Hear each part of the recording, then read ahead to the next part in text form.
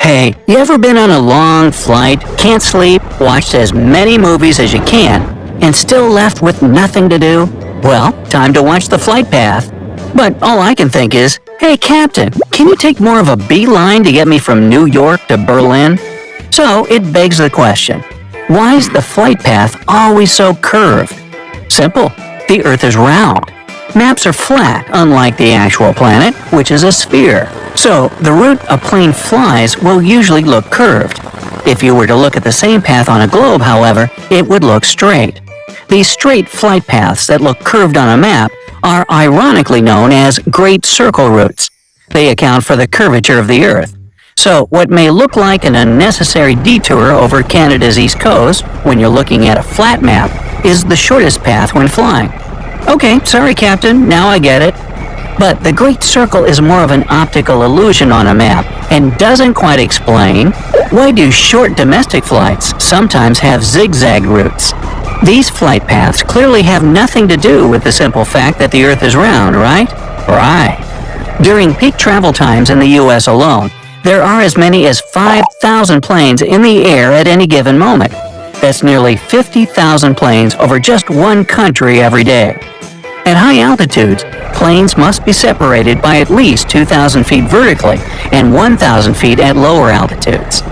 Fancy satellite-based communication systems give airlines the ability to change routes on the fly to account for everything from weather and wind to other planes. Safe travel always takes precedence over a fast route. So, what may seem like the quickest way for a plane to travel on a map or globe will often be overruled by navigators and air traffic controllers. Another reason you may see a plane take something of a zigzag route is due to jurisdictions that don't allow aircraft to fly through their airspace, such as the White House, Taj Mahal, Buckingham Palace, and even Disneyland. Planes must then circumnavigate these prohibited areas and take a less than direct route to do so. Why can't I use my phone in anything other than airplane mode on a flight? Well, for starters, it's the law, at least in the U.S. Back in 1991, the Federal Communications Commission banned in-flight use of wireless devices to prevent network interference. Since then, there hasn't been much evidence to prove that your phone messes up the airplane's communication and navigation equipment. Then again, there isn't much evidence to prove that it won't. So, even as technology has advanced greatly from when these rules were put into effect, the FAA has continued to err on the side of caution. The good thing is that many airlines now offer in-flight Wi-Fi. So just slide that airplane mode switch to on, and you'll still be able to watch the latest Brightside video as you jet around the world. Assuming you can hear it, that is. Why can't they make airplanes quieter? I mean, your car has a muffler, so why can't they put that handy-dandy silencer on an airplane? Well, a muffler on a car works by sending the exhaust stream from the internal combustion engine through a series of sound-absorbing materials. They break up the sound waves it generates. But if you did the same thing to a jet engine, it just won't work the way it needs to.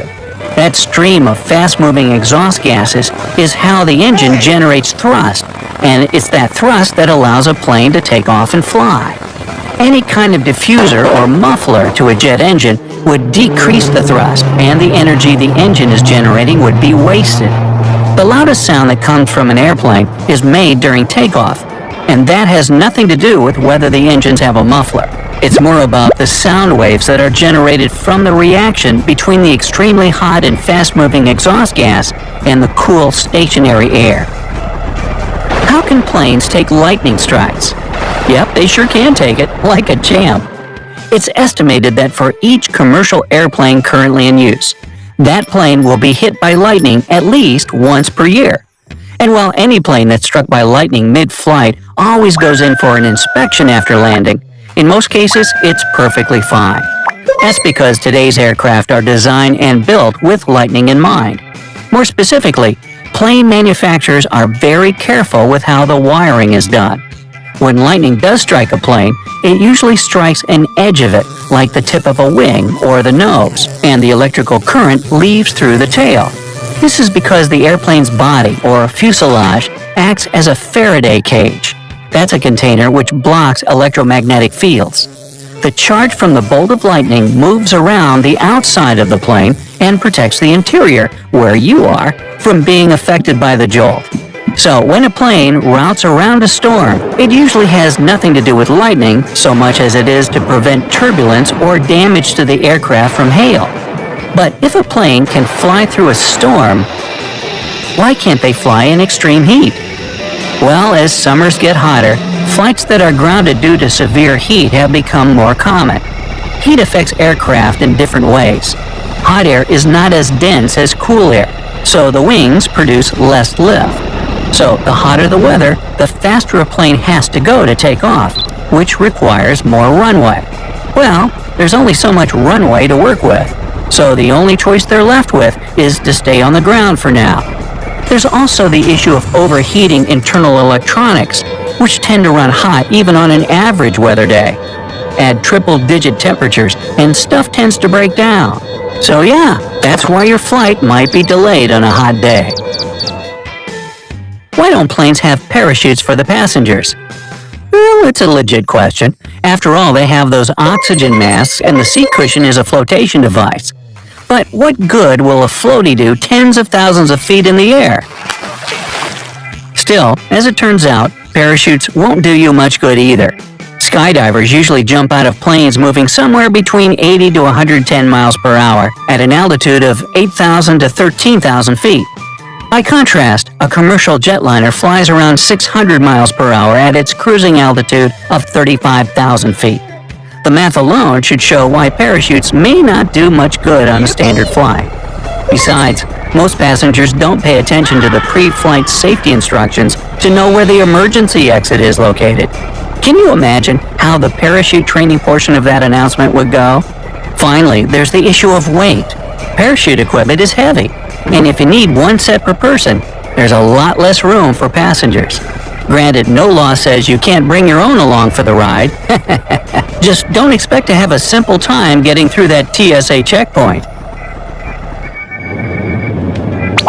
Why can't planes be roomier? If you fly economy, you know what I'm talking about. You have pretty much zero legroom. You feel like in your neighbor's personal bubble if you put your arm on the armrest.